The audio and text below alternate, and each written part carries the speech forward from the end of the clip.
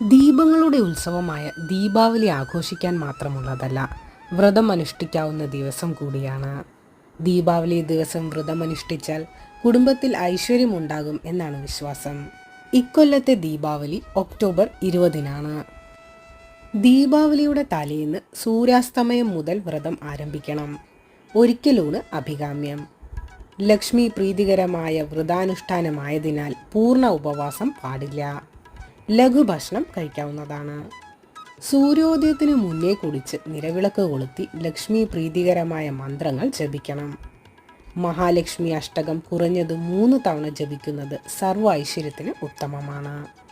ലളിതാ സഹസ്രനാമം ജപിച്ച ശേഷം കനകധാര സ്തോത്രം കൂടി ജപിക്കുന്നത് ദേവീ കടാക്ഷത്തിനും സാമ്പത്തിക ഉന്നമനത്തിനും കാരണമാകും.